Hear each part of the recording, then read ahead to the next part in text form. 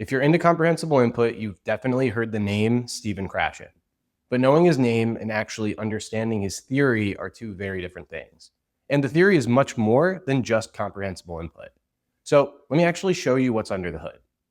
Quick context on me, I'm not a linguist and I won't pretend to be. I'm Alex. I taught myself Italian, Spanish, and German as a busy adult, and I'm working on French now. When I started learning languages during COVID, I found Krashen's work and it reframed everything for me. The method I teach on this channel, the acquisition method, is heavily based on his principles. Now, Krashen's theory is really just 5 hypotheses working together. People call it the monitor model.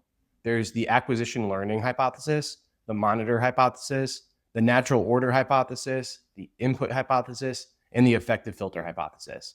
I'm not going to march through all 5 like a textbook, but I'm going to show you how these genuinely shaped my method. And then at the end, I'm going to tell you a couple of places where I actually disagree with Krashen's theory because I don't agree with all of it. And my experience learning 4 languages is the reason why. Stick around for that part. Let's start with the foundation, the idea I named my personal method after. Krashen drew a hard line between 2 things that most people think are the same: acquisition and learning. Learning's the conscious stuff, memorizing rules, conjugation tables, knowing on paper how specific tenses work. Acquisition is what your brain does underneath, subconsciously. When it's actually exposed to language, it understands. Here's an example I think helps it click. Imagine you've been invited to pickleball with some friends. There's just one issue: you have no idea how to play. What do you think the best way to go about learning would be? Picking up a paddle and giving it a try, or buying an official rule book? Here's the thing. In reality, you're gonna wanna know the rules, but specific ones that help you understand the motions you're actually performing. Going through all the rules before you even pick up a paddle will overload you, and most of it won't stick anyways, not without the context of actually playing. That's the difference between acquiring a skill and learning rules. Think about your first language. You didn't sit down as a 5-year-old with a grammar book. You absorbed it from hearing it over and over in context. That's acquisition. No rules, no tests, and yet you ended up more fluent than someone who formally studied for years. And Krashen's claim, the one that ruffled some feathers, is that acquisition is the engine. The conscious rule learning plays a much smaller role than we were taught in school. That's the whole reason I called it the acquisition method and not a study system. The goal was never to learn about the language, it's to acquire it. If this is the kind of thing you want more of, the practical, busy adult version of all this, hit subscribe. There's a lot more videos like this one coming. All right, the next idea is the one everything else is built on. If you take one thing from Krashen, take this: the input hypothesis. His claim that we acquire language essentially one way: by understanding messages. By getting input we can actually follow. Not from drills, not from memorizing word lists, from understanding stuff that's slightly above where we are. He's got a famous little formula for it: I plus 1. I is your current level, plus 1 is just a step beyond it. Mostly understandable, with a bit you have to reach for. And this is exactly where a lot of language learners get lost. They hear comprehensible input and turn it into just consume the language. I mean, this concept has gotten so twisted. There are literally thousands of people out there right now trying to learn languages in their sleep. But think about it. If you understood 0% of something, that's not input, it's just noise. Your brain's got nothing to grab onto. And at the same time, if you understand 100%, there's nothing new to absorb. The entire magic is in that plus 1. Now, here's how I make that usable day to day. On this channel, I call it the 80% rule.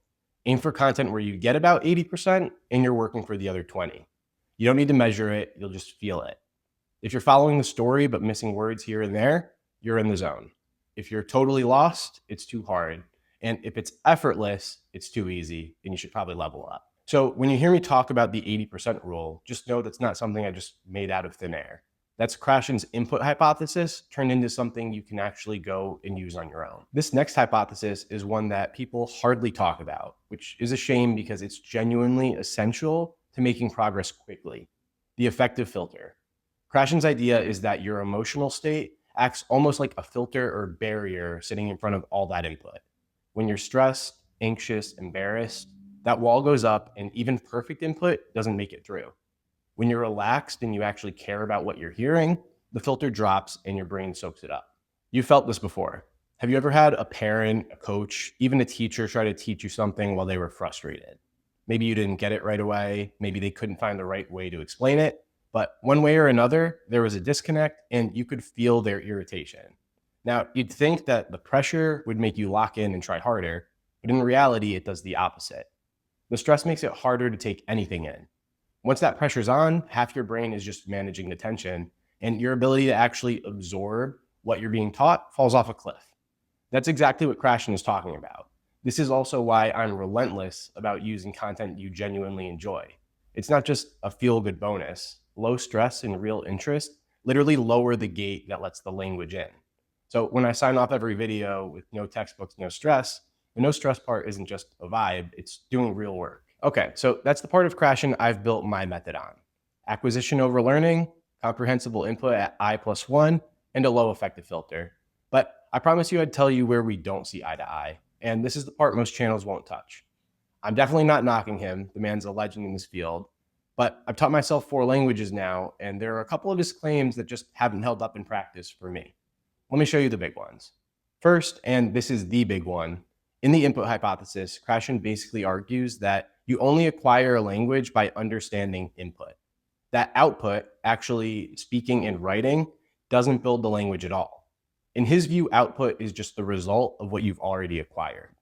It pours out, but it doesn't put anything in. And I understand the point. You need to absorb the language before you can produce it.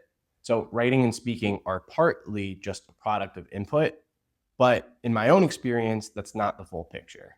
When I started writing in Spanish, just journaling a few sentences every day, I started to notice some gaps.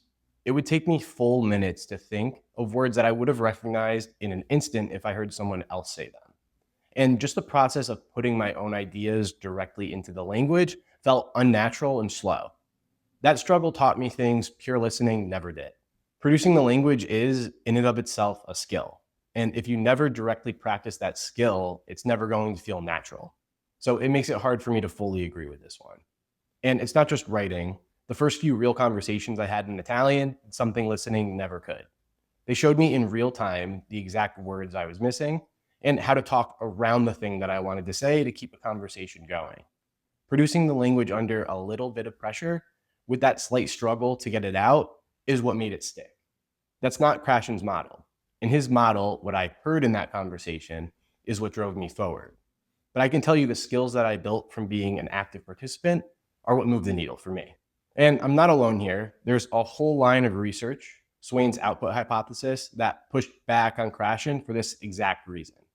And the field has largely landed on input and output being partners, not rivals.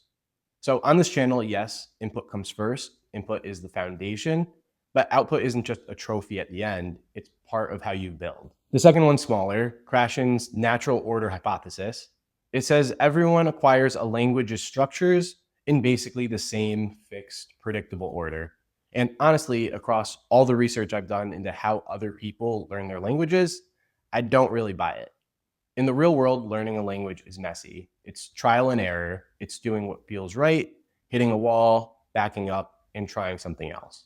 My path through Italian looked nothing like a clean, predictable sequence. And when I built a plan for my fiance that mirrored what worked for me, it wasn't the right fit. So we had to take a step back and adapt. Now, I'm not saying there's no order to anything. Some things obviously come before others. And on that piece, I agree with him. What I don't buy is that there's one universal pattern for each language that you can map out in advance and follow like a recipe. The process is just too human for that. So that's Krashen, the actual theory underneath the buzzword. And here's what I hope you take away from it. The next time you hear someone throw around comprehensible input, you'll know it's not just watch stuff in your target language. It's a whole system, a whole series of hypotheses that lay out the rules of language acquisition. That's the engine, and it's the foundation of everything I teach. The main area we part ways is output. In my experience, producing the language, speaking it, writing it, isn't just a byproduct of input, it's its own skill. And like any skill, if you don't practice it, it'll never feel natural. So I build it in instead of waiting for it to magically appear. If this gave you a clearer picture of how all this fits together, that's exactly what this channel is about. Subscribe and stick around. And check out the playlist that I'm putting together explaining my acquisition method in a series of videos. In it, I break down comprehensible input and how it all comes together into a method you can actually follow. Step by step, at your own pace, no textbooks, no stress.